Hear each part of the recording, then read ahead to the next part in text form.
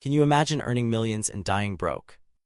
Did you know one of Hollywood's biggest child stars ended up with just $18,000 to his name? Number 12. Mickey Rooney. Mickey Rooney's career spanned an incredible 9 decades. He appeared in more than 300 films and was one of the biggest box office attractions in the 1930s and 1940s. As a teenager, he played the beloved character Andy Hardy in a series of films that captured America's heart. Alongside Judy Garland, he became one of MGM's most reliable stars, singing, dancing, and acting his way into film history. At the peak of his fame, Rooney was earning the equivalent of $12 million per year in today's money. His name appeared above movie titles, and theaters were packed whenever his films premiered. But despite all the success and the tremendous wealth that came with it, Rooney died nearly penniless in 2014 at the age of 93. Where did all the money go? Rooney blamed much of his financial ruin on his 8 marriages and the subsequent divorce settlements. He also admitted to problems with gambling and poor investments. In his later years, Rooney even claimed he was a victim of elder abuse and financial mismanagement by some family members. When he testified before Congress about elder abuse in 2011, Rooney revealed he had been stripped of his ability to control his finances. By the end of his life, court documents showed that Rooney's estate was valued at just $18,000. The legendary actor who had once been Hollywood royalty couldn't even afford a burial plot. It's a stark reminder that even the brightest stars can face financial darkness. Number 11. Judy Garland. Have you ever clicked your heels together and wished for wealth? Would you believe the girl who played Dorothy in The Wizard of Oz died with massive debts and no home to call her own? Judy Garland's angelic voice and incredible talent made her one of the most beloved performers of all time. From her breakout role in The Wizard of Oz to her concert performances that left audiences spellbound, Garland seemed to have it all. Her rendition of Over the Rainbow remains one of the most iconic moments in film history. For many years, she was among the highest-paid entertainers in America. Yet behind the scenes, Garland's life was far from the fantasy world of Oz. The studio system that made her famous also took advantage of her. As a child actor at MGM, she was worked to exhaustion and given drugs to help her sleep, then more drugs to wake her up for filming. This began a lifelong struggle with substance abuse and addiction that would drain her finances and health. The IRS began pursuing Garland for unpaid taxes in the 1960s. They seized her home and most of her possessions. Her later attempts at comebacks, including a television show, couldn't repair the financial damage. Health problems made it difficult for her to work consistently, and her reputation for unreliability made producers hesitant to hire her despite her immense talent. When Judy Garland died in 1969 at just 47 years old, she was over $4 million in debt, equivalent to around $30 million today. Her financial situation was so dire that her children couldn't afford a proper funeral until Frank Sinatra stepped in to help. The girl who sang about rainbows ended her life unable to escape the storm clouds of financial ruin that followed her everywhere. Number 10. Sammy Davis Jr. Can talent alone guarantee financial security? How could one of the greatest entertainers in American history die owing millions to the IRS? Sammy Davis Jr. was the definition of an all-around entertainer. He could sing, dance, act, play multiple instruments, and do spot-on impressions. As part of the famous Rat Pack alongside Frank Sinatra and Dean Martin, Davis was the epitome of cool during the 1950s and 60s. His performances on stage, screen, and television made him one of the first African-American entertainers to achieve mainstream success despite the significant racial barriers of his time. Davis lived as lavishly as he performed. He owned luxury homes, expensive cars, designer clothes, and priceless jewelry. His generosity was legendary. He often picked up the tab for large parties, gave extravagant gifts to friends, and donated to numerous charities. When asked about his spending habits, Davis famously quipped, "I didn't earn it all, but I spent it all." What many fans didn't know was that behind the scenes, Davis's finances were in shambles. His management team made poor investment decisions, and Davis himself wasn't particularly interested in the details of his finances. He trusted others to handle his money while he focused on entertaining. This lack of oversight proved disastrous. By the time Davis was diagnosed with throat cancer in 1989, the IRS was closing in. Years of unpaid taxes had accumulated into a debt estimated at over $7 million. Davis tried to work through his illness, performing even when he was clearly suffering, in a desperate attempt to pay down his debts. When Sammy Davis Jr. died in 1990, his widow was forced to auction off many of his personal possessions. His estate was essentially bankrupt. The man who had entertained presidents and royalty, who had helped break racial barriers in entertainment, who had earned millions throughout his career, left behind little more than his legacy and unpaid tax bills. Number 9. Joe Louis. Can you imagine fighting your way to the top, only to lose it all?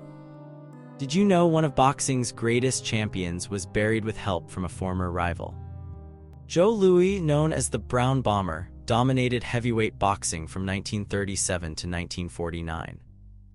His 12-year reign as champion and 25 successful title defenses stood as records for decades.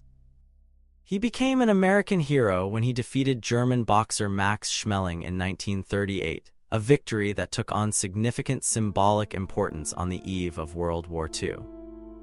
For many Americans, especially in the Black community, Louis represented hope and pride during a time of widespread discrimination.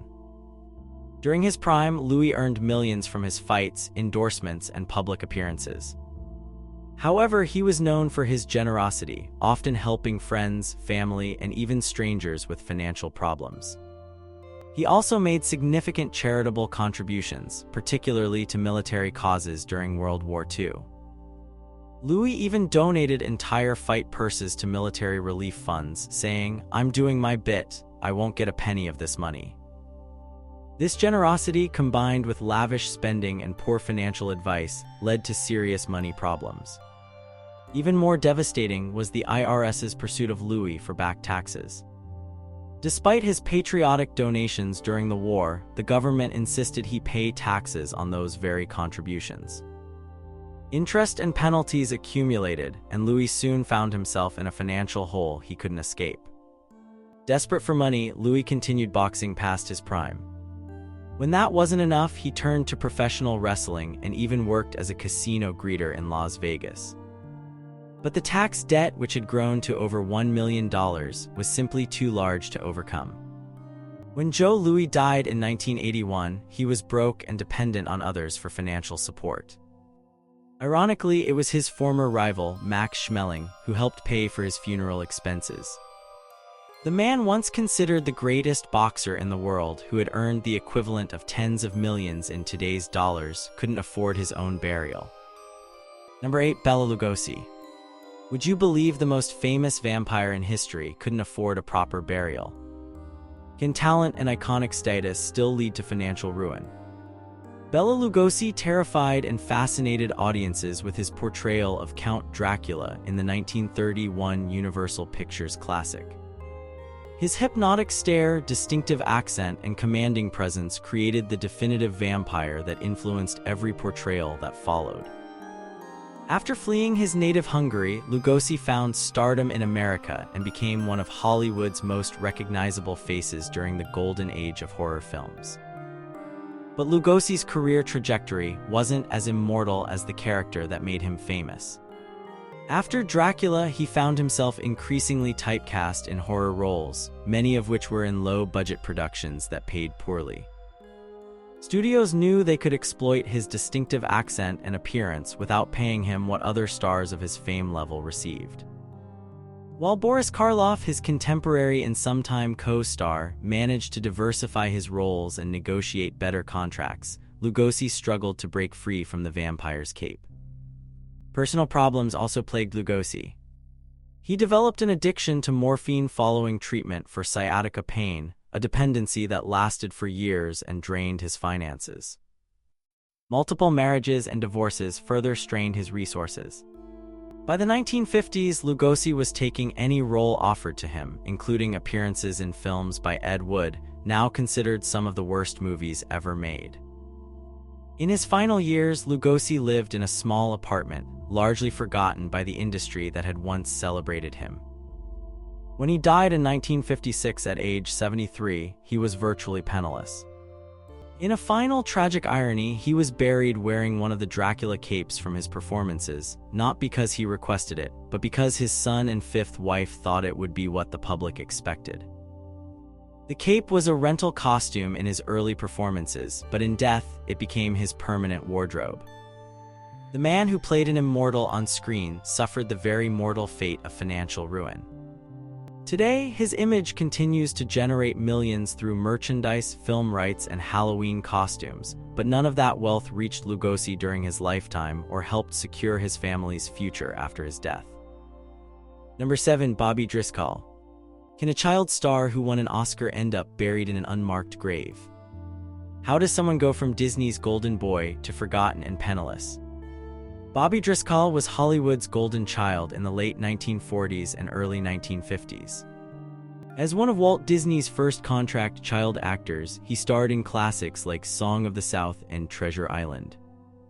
His performance in the 1949 film, The Window, earned him a special Juvenile Academy Award. Perhaps most famously, he provided both the voice and physical reference model for Peter Pan in Disney's 1953 animated classic. His face and voice were known to millions of children around the world. But the transition from adorable child star to teen actor proved brutal for Driscoll. As he entered adolescence, his appearance changed, and the studio that had once treated him like family suddenly terminated his contract. Almost overnight, the boy who had been Disney's favorite found himself unable to get work. The entertainment industry that had exploited his childhood had no use for him as a teenager. Driscoll's fall was swift and devastating. Struggling with rejection and the sudden end of his career, he turned to drugs. He was arrested several times for drug possession, spent time in jail and rehabilitation facilities, and burned through what money he had managed to save from his acting days. His parents had managed his earnings, and unlike child stars today, there were few protections ensuring that some portion of his income was set aside for his future. By his 20s, Driscoll was homeless, drifting between cheap apartments and friends' couches. The former star who had once attended premieres and award shows was now unrecognizable to most people in the industry. In March 1968, his body was found in an abandoned building in New York City by children playing in the area. He had died from heart failure caused by his long-term drug use. He was just 31 years old. The most heartbreaking part of Driscoll's story is that no one identified his body. He was buried in an unmarked pauper's grave on Hart Island, New York City's public cemetery. His family didn't learn of his death until almost 2 years later when they began searching for him, hoping to reunite for a family event. By then, the boy who had once enchanted millions as Peter Pan had been laid to rest without a single person to mourn him, without even a stone to mark his existence. Number 6. Gary Coleman. Have you ever wondered what happens when childhood fame fades? Can you imagine asking "what you talkin' about" to bill collectors instead of a TV audience? Gary Coleman captured America's heart as Arnold Jackson in the hit sitcom Different Strokes, which ran from 1978 to 1986. His catchphrase "what you talkin' about, Willis" became part of pop culture history. At the height of his fame, Coleman was one of the highest-paid child actors on television, reportedly earning $100,000 per episode. His dimpled smile and perfect comic timing made him a household name. Behind Coleman's success was a challenging personal reality. Born with a congenital kidney disease, he underwent 2 kidney transplants before age 14 and required daily dialysis. The medications he took to manage his condition stunted his growth, leaving him at just 4 feet 8 inches tall as an adult. These medical issues consumed a significant portion of his earnings throughout his life. When Different Strokes ended, Coleman found the transition to adult roles nearly impossible. His youthful appearance and small stature limited his options, and audiences struggled to see him as anything other than Little Arnold. While occasional guest appearances and reality TV spots provided some income, they couldn't compare to his earlier success. In 1989, Coleman sued his parents and former manager for misappropriating his trust fund. He claimed they had squandered much of the $3,800,000 he had earned as a child actor. After a lengthy legal battle, he was awarded $1,280,000 in 1993. However, continuing medical expenses, poor financial decisions, and a series of legal troubles quickly depleted these funds. By 1999, Coleman had filed for bankruptcy. His financial disclosure forms revealed assets of just $100,000 against debts of $72,000. To make ends meet, he worked as a security guard at a shopping mall in Los Angeles, a stark contrast to his days as a television star. Tabloids frequently published photos of Coleman at his security job, turning his financial struggles into public entertainment. Coleman's health problems continued throughout his adult life, causing massive medical bills. In 2010, he died after suffering a brain hemorrhage following a fall at his home. He was just 42 years old. At the time of his death, his estate was worth virtually nothing. The actor who once commanded $100,000 per episode left behind mostly debts and legal disputes over his modest possessions. Number 5. Corey Haim. Does fame and youth guarantee security in adulthood? Can a teen idol end up working at a pharmacy to make ends meet? Corey Haim was the definition of a 1980s teen heartthrob. Alongside his frequent co-star Corey Feldman, together known as the Two Coreys, Haim starred in popular films like The Lost Boys, License to Drive, and Dream a Little Dream. His poster adorned the bedroom walls of teenagers across America, and his movies dominated the box office. At his peak, Haim commanded hundreds of thousands of dollars per film and seemed destined for long-term stardom. Behind the scenes, however, Haim's life was unraveling. Like many child actors, he found himself surrounded by adults who should have protected him but instead enabled or even encouraged destructive behaviors. By his own account, Haim began using drugs as a young teenager on movie sets. What started as experimental use quickly developed into a full-blown addiction that would plague him for the rest of his life. As Haim's drug problems worsened, his once promising career declined. Movie offers became scarce, and those that did come were for direct-to-video releases that paid a fraction of his former salary. Multiple attempts at rehab failed to break the cycle of addiction. The entertainment industry that had once embraced him now viewed him as a liability. Financial problems compounded Haim's struggles. By the early 2000s, he had filed for bankruptcy. Court documents revealed that despite having earned millions, he had assets of less than $100,000 and significant debts. In a 2001 interview, Haim admitted that he was so broke he had pulled his own tooth because he couldn't afford to see a dentist. In his final years, Haim lived with his mother in a modest apartment in Los Angeles. He took odd jobs to make ends meet, including briefly working at a pharmacy and selling his personal belongings on eBay. Despite these humiliations, Haim continued to pursue acting work and had hopes of a comeback. Tragically, Corey Haim died in 2010 at age 38 from pneumonia complications. His mother later revealed that he had been living without health insurance and had delayed seeking medical treatment because he couldn't afford it. After his death, it was discovered that Haim was so broke that his mother had to launch an online fundraiser to pay for his funeral expenses. The teen idol who once commanded huge salaries couldn't even afford to be buried without charity. Number 4. Lisa Left Eye Lopes. Can music royalties vanish into thin air? How does a member of one of the best-selling girl groups in history end up with nearly nothing? Lisa Left Eye Lopes was the fiery, creative force in TLC, one of the most successful music groups of the 1990s. With bandmates Tion T. Boz Watkins and Razunda Chili Thomas, Lopes helped create hits like Waterfalls, No Scrubs, and Creep that dominated radio stations worldwide. TLC sold over 65 million records globally, won 4 Grammy Awards, and became the best-selling American girl group of all time. With such tremendous commercial success, one might assume Lopes was financially secure.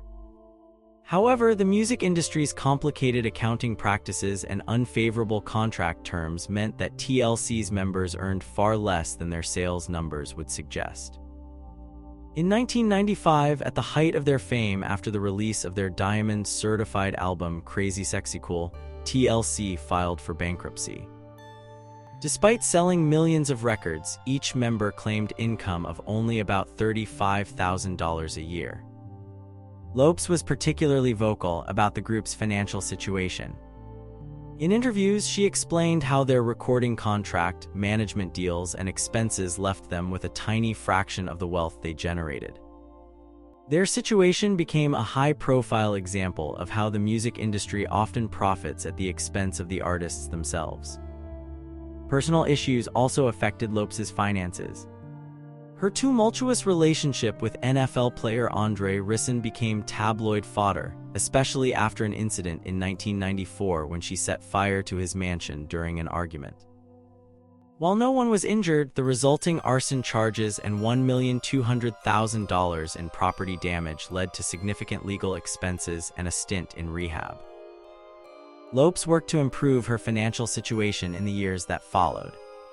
She launched a solo career, established a production company, and invested in various business ventures. However, many of these projects were still developing when tragedy struck. In April 2002, while on a spiritual retreat in Honduras, Lisa Left Eye Lopes died in a car accident at age 30. Despite her efforts to rebuild her finances in her final years, Lopes left behind minimal assets compared to the fortune her talent had generated for record labels and music publishers. The woman whose creative vision helped build a music empire died without enjoying the financial security that should have accompanied such success. Number 3. Nikola Tesla. Is it possible to change the world and die penniless? Can one of history's greatest inventors end his life feeding pigeons in a park? Nikola Tesla was not a movie star or musician, but his fame in the scientific world was unparalleled. The brilliant inventor developed the alternating current electrical system that powers our world today. His achievements include the Tesla coil, wireless transmission of electricity, remote control technology, and numerous contributions to radio and X-ray advancement. Thomas Edison may be better known to the general public, but many scientists and engineers consider Tesla the more innovative genius. At the peak of his career, Tesla was celebrated in scientific circles and high society alike. He was friends with writers Mark Twain and Robert Underwood Johnson, and financiers like J.P. Morgan funded his experiments.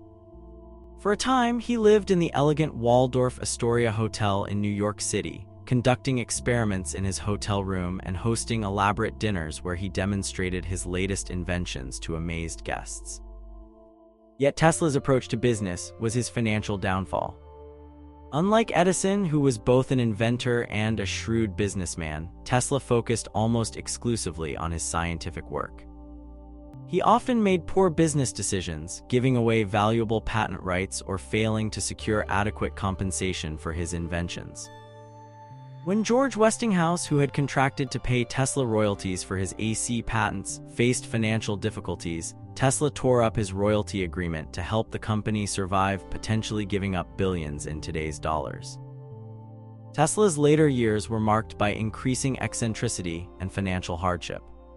His funding dried up after several ambitious projects failed to produce immediate results. The Wardenclyffe Tower, which Tesla designed for wireless power transmission, was abandoned after J.P. Morgan withdrew financial support. The unfinished tower was eventually demolished for scrap to help pay Tesla's debts. By the 1920s, Tesla was living in a series of New York hotels, often skipping out on the bills when he couldn't pay. Hotel staff generally overlooked this behavior out of respect for his former fame and accomplishments. His daily routine involved feeding pigeons in nearby parks, with one particular white pigeon becoming his special favorite. Tesla claimed he loved this pigeon as a man loves a woman. When Nikola Tesla died in January 1943 at age 86, he was living alone in room 3327 of the New Yorker Hotel. His possessions fit in a few bags and boxes. The man whose inventions generated billions in wealth for companies around the world died with barely enough money to cover his modest final expenses. The FBI seized his papers immediately after his death, concerned that his scientific notes might contain information valuable to enemies during World War II. Number 2. Edgar Allan Poe. Can literary genius guarantee financial stability? How does the inventor of detective fiction end up dying in borrowed clothes? Edgar Allan Poe created some of the most recognizable works in American literature. His poems like The Raven and Annabel Lee and stories like The Telltale Heart and The Fall of the House of Usher remain cultural touchstones nearly 2 centuries later. He essentially invented the detective fiction genre with The Murders in the Rue Morgue and pioneered science fiction and psychological horror. His influence extends far beyond literature into film, music, and television. Despite this enduring cultural impact, Poe struggled financially throughout his life. Born to actors and orphaned by age 3, Poe never knew financial security. He was taken in by John and Frances Allen, wealthy merchants who provided him with education but never formally adopted him. His relationship with John Allen was strained, and when Poe dropped out of the University of Virginia due partly to gambling debts, Allen refused to continue supporting him. Poe turned to writing to support himself, but the American publishing industry of the early 19th century offered little financial reward even for popular works. Copyright laws were virtually non-existent, meaning publishers could reprint works without compensating authors. Magazines typically paid writers by the word or a flat fee with no royalties for reprints. Even The Raven, which made Poe a household name when published in 1845, earned him only $9, about $300 in today's money. Working as an editor for several literary magazines provided Poe with steadier income, but these positions rarely lasted long due to his combative personality and struggles with alcohol. His harsh literary criticism made him many enemies in publishing circles, further limiting his employment opportunities. Personal tragedies, including the prolonged illness and death of his young wife Virginia, pushed Poe deeper into depression and financial hardship. By 1849, Poe was desperately poor, relying on literary friends for small loans and lodging. In October of that year, he was found delirious on the streets of Baltimore wearing clothes that weren't his own. He was taken to Washington Medical College, where he died 4 days later at age 40. The exact cause of his death remains a mystery, with theories ranging from alcoholism to rabies to carbon monoxide poisoning. Poe was buried in an unmarked grave with a simple funeral attended by just a handful of people. His coffin was described as cheap, made of pine wood with no lining or handles. The man whose works would eventually become required reading in schools across America died with virtually no possessions and no money for a proper burial. It wasn't until 1875, 26 years after his death, that a monument was finally placed at his gravesite, funded through a public collection organized by teachers and students. Number 1. Vincent van Gogh. How much would you pay for a Van Gogh painting today? Would you believe the artist himself could barely afford paint and canvas during his lifetime? Vincent van Gogh's vibrant, emotional paintings now hang in the world's most prestigious museums and sell for astronomical sums at auction. His portrait of Dr. Gachet sold for $82,500,000 in 1990, equivalent to over $165 million today, and experts estimate that many of his works would fetch over $100 million if sold today.